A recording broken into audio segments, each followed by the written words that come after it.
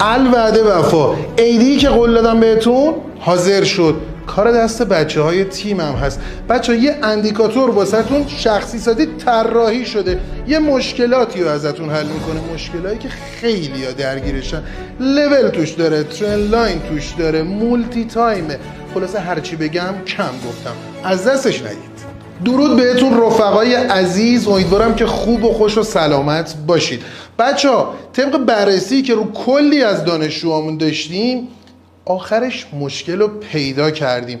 ببین اکثریت چیزی که توش لنگ بودن دقیقاً پیدا کردن همون سطوح کلیدی و حساس بازار بود. ما هم دیگه این شد دغدغمون، گفتیم این مشکل رو حل میکنیم. کدرامون هم روش کار کردن، این مشکل به بهترین نحو حل شد. بهتون میگم اونم مولتی تایم فریم.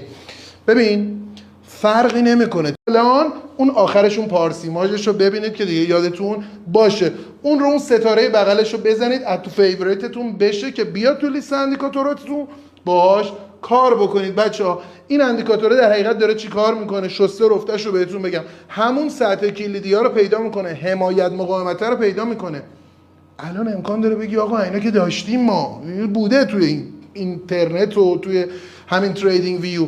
این فرق داره، سطح کلیدی ها رو خیلی زیر و زبر میکنه، درست حسابیاشو واسه پیدا میکنه و مهمترین فرقش مولتی تایم فریمه. الان این چارت بیت کوینه، تایم 30 دقیقه است. من دیگه نمیخوام سطح کلیدی های همه سطح کلیدی های آقا همون تایم 30 دقیقه رو بکشم. سطح کلیدی مهم من تایم رصد منه، تایم بالام 4 ساعتم. این واسه من حمایت مقاومت های تایم 4 ساعتم رو کشیده. خیلی عجیب غریبه ها. حالا نگاه بکنیم با هم دیگه بهتون میگم. بچه این دو مدل خط واسه ما میکشه. یه دونه این خطای ضخیم که مثل اینا میبینید ضخیمه، یه دونه خطای نازک مثل این قرمزه، این سبزه که میبینید نازکه.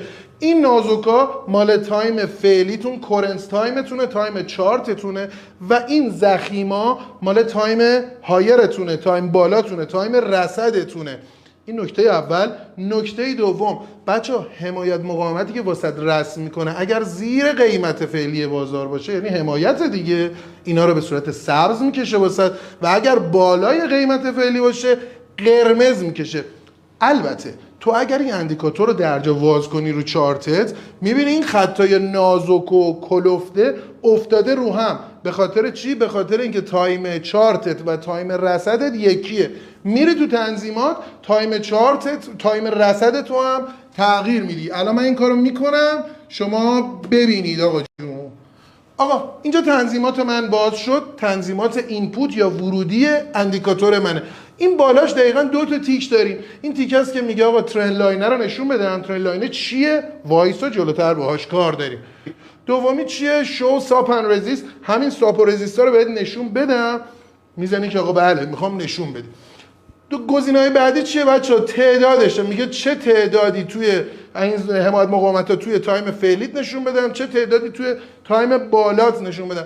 2 که داره نشون میده در حقیقت یعنی 4 تا، 2 تا حمایت، 2 تا مقاومت، اون یکی هم 2. از اینجا که میاییم پایین‌تر بچه‌ها نگاه کنید ساپ و رزیست. choose higher time frame یعنی تایم رصدت رو انتخاب کن. این منوی کشویی از اینجا باز می‌کنی. دقیقاً باز نشد، من یه بار دیگه میزنم. ببین تایم های مختلف اومده. اول حالت که باز میکنی تایم رصد شما رو چارته، همین بالایی هست، میذاری رو 4 ساعته، این بغلش رو میزنی بسته میشه. منوی تو انتخاب شد همون 4 ساعت. این میاد برای چیکار میکنه؟ lower time frame line width. این ضخامت خطاتونه بچه ها. دیفالتش روی تایم فریم پایینتون روی 5 پیکسله و روی تایم فریم بالاتون 18 پیکسل. اما میایم پایینتر به این تنظیمات میرسیم. خیلی تنظیمات مهمیه. current time frame stop and resist. تایم فریم فعلیمون stop و resist. بچه ببین هر خط حمایت و مقاومتی مثل این داشته باشی این رو هوا رسم نشده که. یه پیوتی زیر این بوده، یه دونه از این هشتیا زیرش بوده، یا اگه کفه یه دونه از این هفتیا بالاش بوده. اوکی، پس اون هشتی و هفتیه واسه من اون سرش خیلی مهمه، اون پیوته خیلی مهمه. من میخوام بگم آقا حمایت مقاومت‌های خیلی قوی‌تر رو واسم پیدا بکن. قوی‌تره چجوری میشه؟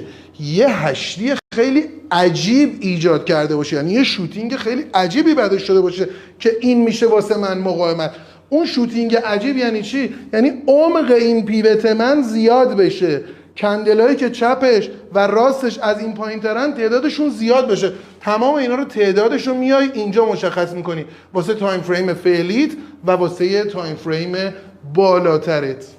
ما اینا رو یه اعداد دیفالتی گذاشتیم. این اعدادیه که به صورت میانگین به دست اومده رو دارایی‌های مختلف و تایم فریم های مختلف نتایج مطلوبی داشته، ولی همیشه نتیجه بهتره زمانی ایجاد میشه که این اعداد کاستومایز بشه، شخصی سازی بشه واسه اون دارایی و اون تایمی که کار میکنی. این اعدادو بالا پایین بکنی تا اون اعداد بهینه به دست بیاد. به ما هم بگو اگر اینجا رو دیده باشید بچه‌ها، من از این تنظیمات بیام بیرون، علاوه بر این ساپو رزیستایی که اینجا واسمون کشیده، میبینیم یه ترن لاینی هم کشیده شده.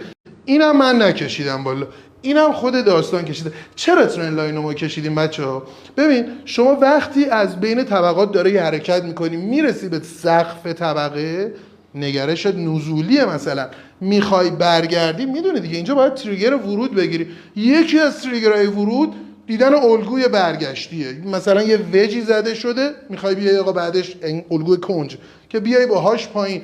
یکی دیگه از این تریگرهای ورود که هممون جز اولین تریگرها یاد میگیریم. چرا جز اولین هاست؟ چون پرکاربردترین تریگره. شکست خط ترن لاینیه که قیمت داره باهاش میره بالا. این ابزار ما بچه‌ها ترن لاین هم واسط رسم میکنه، آخرین ترن لاین تو میاد رسم میکنه. اینقدر هوشمندم هست که وقتی حرکت به سمت بالا باشه، آپ ترند حرکت بکنه، ترن لاین رو پایین میکشه واسط، کفا رو وصل میکنه، ترن لاین سبز رنگ. اگر سقف و کف بیاد پایین، داون ترند باشه مثل اینجا، ترن لاین رو بنفش رنگ و پایینی رسم میکنه. اما دو تا ترن لاین دیگه داریم. ببین ترن لاینمون عوض شد، زاویه ترندمون بچه‌ها نگاه کن، میبینید شکسته شد همین وسط فیلممون، این وری شد. الان دو تا ترن لاین دیگه من اینجا دارم میبینم، دش لاینه، خدچینه. اینا چیه؟ اینا هم ترن لاینه، ولی ترن لاین کوتاه مدت‌تر، ریز موج تو داره میگیره، سقف و کف با عمق کوتاه‌تر رو میگیره و وصل میکنه. پس بچه‌ها تست این لول ها رو ازش غافل نشید. ریجکت شدن از این لول ها، چه سقف چه کف، همیشه اولویت ما اول با ریجکت شدنه، مگر اینکه خلافش ثابت بشه و بعدی شکست ترن لاین. شکست ترن لاین رو در مثلا نگذرید ازش. وقتی بشکنه، شکست خوبی داشته باشه، پولبکی بزنه، میتونی باهاش همراه بشی دقیقاً تا لول بعدیت. بچه‌ها این شروع یه ماجرا بود، کار داریم با این داستان، پله پله داریم میریم جلو. عیدی بود دیگه، میدونید دندون اسب پیشکشی رو نمیشمرن، ولی شما بشمرید من ناراحت نمیشم. نظرتون رو بگید، راضی بودید نبودید، دوست دارید اینجور عیدیا ادامه دار باشه به من اطلاع بدید. لطف همیشگیتون که مثل همیشه به من داشتید، لایکاتون، کامنت هایی که واسم میذارید انرژی مضاعف میده که میتونم در خدمتتون باشم. دمتون گرم، موفق و مؤید و مثل همیشه انشالله البته پرسود بشید.